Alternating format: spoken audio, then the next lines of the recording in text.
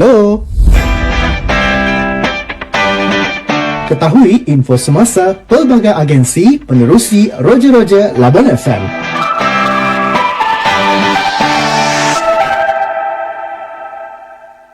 Labuan FM, suara pesisir anda. Waktu sekarang 9.32 minit pagi. Betul. Seperti yang telah pun kita war-warkan dari awal pagi lagi. Kita akan bersama dengan Dr. Ismuni Bohari menerusi Roger Labuan FM bagi memperincikan status COVID-19. Dan beliau sudah pun berada di talian pada ketika ini. Hello, Assalamualaikum, selamat pagi. Waalaikumsalam, selamat pagi Fias dengan DJ Baby ya. Ya, betul. Apa khabar doktor hari ini?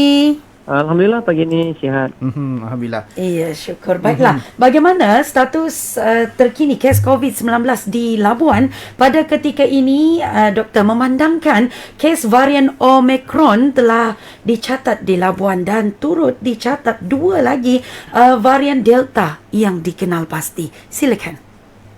Okey, terima kasih DJ, kedua-dua DJ pagi ini. Assalamualaikum warahmatullahi wabarakatuh. Salam sejahtera, selamat pagi pada semua warga Labuan. Sekali lagi di kesempatan pagi ini saya ingin kongsikan status kawalan kita di Labuan sehingga pagi ini. Saya mulakan seperti mana yang telah diumumkan semalam. Semalam kita ada 18 kes baharu menjadikan jumlah kumulatif kes yang kita ada sehingga pagi ini 10,958 kes. Jadi kalau kita melihat kepada kes semalam, 2 kes adalah saringan pintu masuk untuk kemasukan daripada luar negara, iaitu 2 kes import A, iaitu daripada Pakistan yang kita sahkan untuk sampel yang telah pun kita kuarantinkan seawal masuk di Labuan ini, dan kita ambilkan beberapa sampel. Sampel tersebut telah pun disahkan positif. Satu lagi kes adalah kes saringan pra kemasukan ke hospital. Untuk pengetahuan semua, di hospital kita masih lagi memastikan setiap kemasukan ke hospital akan disaring dahulu untuk mengelakkan penularan di dalam hospital. Semalam salah seorang daripada kes yang kita dalam proses untuk kemasukan ke hospital telah disahkan positif juga dan telah pun dikuarantinkan. Dan kita juga ada menerima 8 kes saringan bergejala di fasiliti kesihatan kita di Membidai dan juga di beberapa fasiliti kesihatan. Dan daripada 8 kes ini, 5 kes adalah kes import, iaitu kes warga Labuan yang telah pun balik ke Sabah dan kembali ke Labuan, dan disahkan 5 daripada kes tersebut telah pun disahkan positif. Manakala 7 lagi kes adalah saringan kontak yang melibatkan 2 kes import daripada import B, iaitu daripada negeri Sabah, yang kita telah confirmkan semalam. Jadi kalau kita melihat kepada pertambahan 18 kes semalam, di mana daripada 18 kes ini 9 kes adalah kes import, manakala 9 kes lagi adalah penularan tempatan. Daripada jumlah kes tersebut, total aktif kes yang kita ada di Labuan pada waktu ini adalah 105 kes, dengan 41 kes adalah penularan tempatan, manakala 64 lagi adalah kes import. Dan kita ada 2 kes di ICU sekarang ni yang tengah dipantau, hanya memerlukan oksigen dan tidak memerlukan ventilator di Hospital Labuan. Dan semalam juga kita telah dischargekan daripada sistem, iaitu sembuh sepenuhnya 11 lagi kes, yang menjadikan jumlah kes keseluruhan yang kita ada yang telah sembuh di Labuan adalah 10,701 kes secara keseluruhannya. Jadi kalau kita melihat kepada saringan pula, semalam kita mencatatkan kemasukan 1,905 kemasukan daripada semua pintu masuk, di mana 1,399 kemasukan ini adalah melalui feri dan bot laju, manakala 446 kemasukan adalah melalui lapangan terbang, dan 60 kemasukan lagi adalah melalui kapal yang melibatkan 3 buah kapal semalam, kemasukan daripada 3 buah kapal semalam. Jadi untuk kluster kita ada 3 kluster seperti mana yang telah diumumkan sebelum ini. Kluster pertama iaitu kluster Jalan Muhammad Saleh yang melibatkan institusi latihan di Jalan Muhammad Saleh. Alhamdulillah sehingga 13 Januari kita tidak ada kes baru. Kekal 17 kes di kluster ini. Untuk kluster ranca-ranca pun kita sebenarnya tidak ada kes baru. Yang kes ranca-ranca ini adalah melibatkan industri perkapalan yang melibatkan onshore dan offshore. Dan untuk kes ini kekal 28 kes, kita tidak mencatatkan kes baru. Dan kluster ketiga adalah kluster Jalan OKK, Jalan Awang Besar Saudi yang melibatkan pengembara balik daripada umrah. Sehingga 13 Januari kita tidak ada kes baru untuk kluster ini, kekal 19 kes sehingga pagi ini. Jadi itu adalah kedudukan seperti mana yang dimaklumkan oleh DJ Baby sebentar tadi. Ya, kita telah pun disahkan bahawa beberapa sampel seperti mana yang saya maklumkan sebelum ini, mana-mana kes-kes yang menunjukkan varian ataupun behavior berlainan daripada segi kes, daripada segi penularan, memang kita akan menghantar untuk genome sequencing ataupun jujukan untuk melihat kepada varian-varian yang ada. Memang betul, memang sebelum ini kita telah umumkan ada Omicron dan minggu ini kita telah dimaklumkan 2 daripada sampel itu adalah Delta. Walaupun setakat ini kawalan dalaman kita berada dalam keadaan yang baik di mana penularan dalaman dapat dikengkang walaupun banyak kemasukan daripada luar, daripada individu warga Labuan yang baru balik daripada bercuti, baru balik daripada Sabah. Tapi alhamdulillah pada waktu ini penularan ini dapat dikawal. Cuma kita akan memastikan penularan-penularan ini seterusnya dikawal dengan lebih baik dengan memastikan semua kawalan-kawalan dan juga SOP dipatuhi sepenuhnya untuk memastikan tidak ada ruang untuk penularan secara besar-besaran di Labuan ini. Dan dalam masa yang sama kita membawa kepada persediaan komuniti untuk ke arah endemik satu ketika dalam masa terdekat. Oleh sebab itu, pada waktu ini kita punya objektif utama adalah untuk membiasakan dan membudayakan norma-norma baru dan juga SOP sedia ada untuk mendidik dan juga untuk membiasakan komuniti untuk hidup bersama COVID supaya apabila kerajaan mengumumkan untuk endemik, kita telah bersedia sepenuhnya untuk penjagaan kesihatan kediri dan juga untuk kita menjaga Labuan, menjaga diri sendiri, menjaga keluarga daripada terjangkit oleh COVID-19.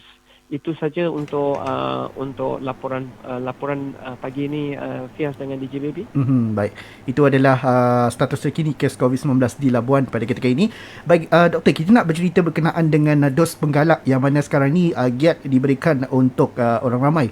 Dan kalau kita dapat lihat, semakin ramai yang ingin mendapatkan vaksin dos penggalak ini, dan pastinya operasi PPV dilihat sehingga malam. Jadi adakah JKN sendiri mampu menampung memberikan perkhidmatan tersebut dengan hanya satu PPV yang dibuka pada ketika ini, berbanding dulu banyak PPV dibuka seperti Camel, Dewan JKR. Doktor, silakan.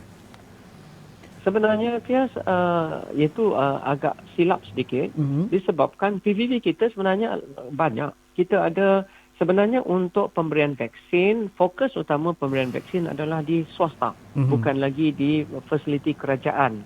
Sebab itu kalau kita melihat negeri-negeri lain, semuanya akan berpusat di swasta.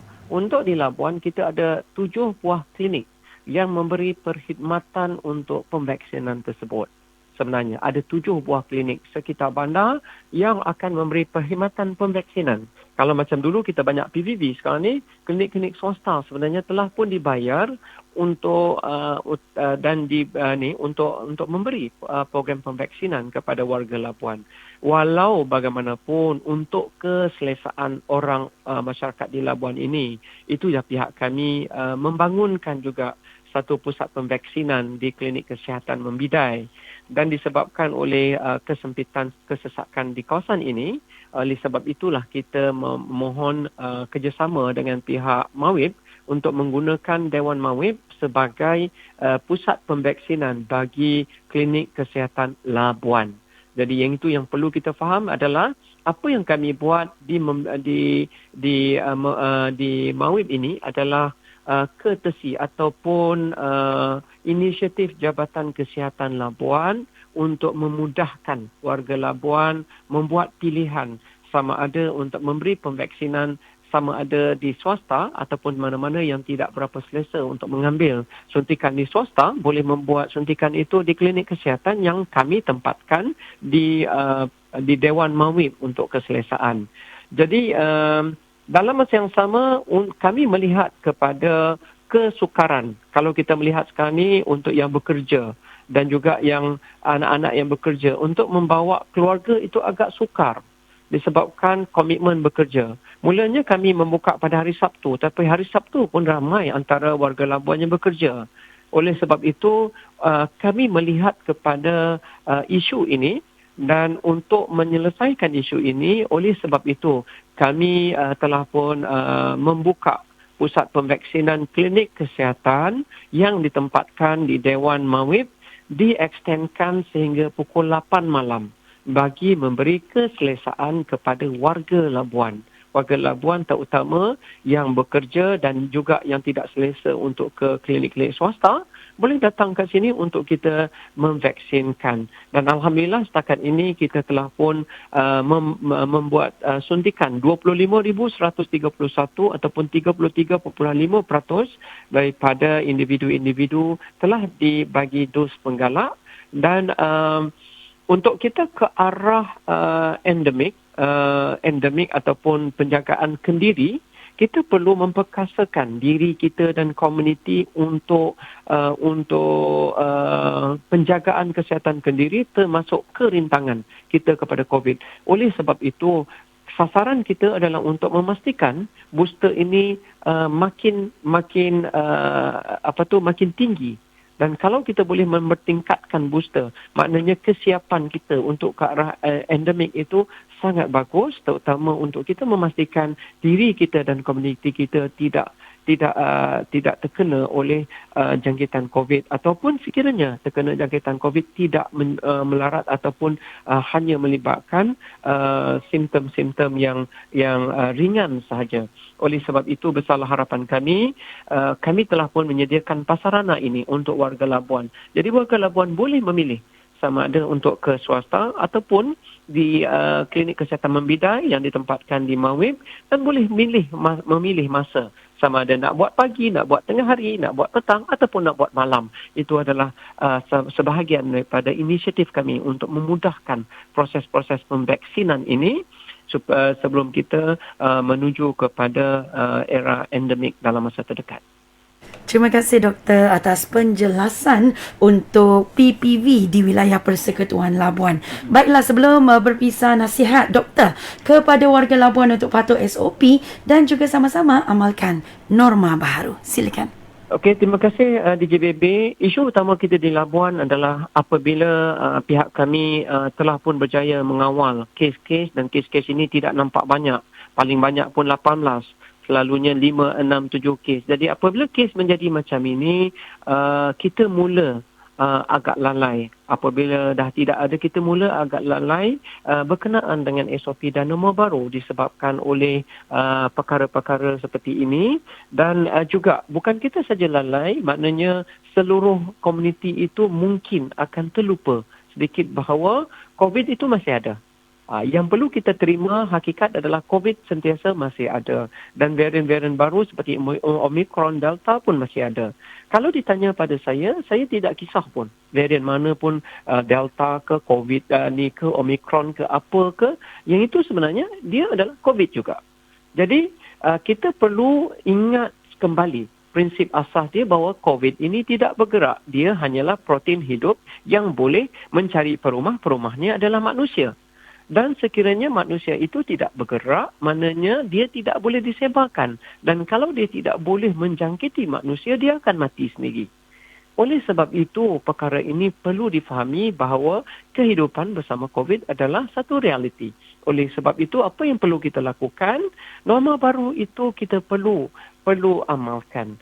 Sekiranya kita menggunakan mask dan kita menggunakan penjagaan yang proper, dan oleh sebab itu, virus-virus ini tidak boleh menjangkiti manusia sebagai perumah dia, dan sekiranya dia tidak ada perumah, dia akan mati. Dan insyaAllah, sekiranya setiap daripada kita mengamalkan, sama ada daripada individu di rumah ataupun di komuniti ataupun di jabatan-jabatan ataupun di swasta, sekiranya kita bersatu hati mengamalkan benda yang sama dengan rintangan yang telah kita develop hasil daripada pemvaksinan yang kita jalankan, insyaAllah realiti untuk jadikan Labuan sebagai zon hijau adalah satu realiti. pada masa akan datang, tetapi memerlukan komitmen kita semua. Jadi sekarang ini, kenapa kita nak bising pasal Omicron lah, Delta lah, sedangkan kita sendiri tidak mematuhi SOP dan juga norma baru. Yang paling penting sekali, ikut norma baru, ikut SOP, dan sekiranya benda itu berjalan dengan baik, jadilah apa pun varian-varian yang akan datang, kita telah bersedia. Disebabkan yang paling pertama, sila pastikan diri kita sentiasa ada rintangan persiapan pada diri kita dengan memastikan kita divaksinkan, keluarga kita divaksinkan, komuniti kita divaksinkan, dan sekiranya program ini dijalankan dengan baik, itu adalah kerintangan kepada diri kita, keluarga kita dan Labuan itu sendiri. Dan kedua, kalau kita tambah lagi dengan public health intervention yang kita ada, iaitu norma baru, penggunaan mask, penggunaan MySejahtera, penjarakan, dan sekiranya kita masukkan, ia akan menjadi satu booster kepada sistem pertahanan badan kita sendiri, dan oleh sebab itu dia tidak akan mengganggu pada sektor ekonomi kita, dan juga kita boleh hidup seperti mana biasa, asalkan kita faham. Pemahaman yang paling utama adalah apa pun jenis COVID ini, sama ada Omicron ke, Delta ke, apa-apa ke yang melibatkan COVID ini, mereka masih lagi protein hidup yang memerlukan perumah. Perumah dia adalah manusia. Dan sekiranya badan manusia itu ada kerintangan yang tinggi dan kita menjalankan norma baru yang telah ditetapkan, maknanya tidak ada tempat untuk apa pun jenis COVID ini, dan dia akan mati sendiri. Dan sekiranya dia akan mati sendiri, maknanya dia tidak akan mengganggu kita. Jadi apa yang paling penting sekarang ni adalah untuk kita sebagai individu menanamkan sikap tanggungjawab kita dengan pertama memastikan diri kita dan keluarga kita divaksinkan untuk diri kita dan komuniti. Yang kedua, memastikan bahawa kita menjalankan norma baru walaupun di rumah kita, supaya rumah kita boleh bebas COVID dan kita boleh melindungi komuniti kita, dan kita bukan sebagai ejen COVID membawa COVID, bahawa kita bukan ejen COVID, dan sekiranya ini berlaku, insya-Allah Labuan berada di dalam landasan yang baik. Sekiranya semua kita di Labuan ini bersatu hati mengamalkan SOP norma baru dan juga memastikan program pemvaksinan kita berjalan lancar. Itu saja daripada saya, DJ Baby dan Fiaz untuk pagi ini. Terima kasih pada RTM, terima kasih pada warga Labuan. Assalamualaikum, salam sejahtera dan selamat pagi. Ya, salam sejahtera. Terima kasih Dr. Ismuni yang merupakan pengarah kesihatan negeri wilayah Persekutuan Labuan telah pun memperincikan status COVID-19 di wilayah Persekutuan Labuan. Betul. Jadi terus dengar Labuan FM, suara pesisir anda.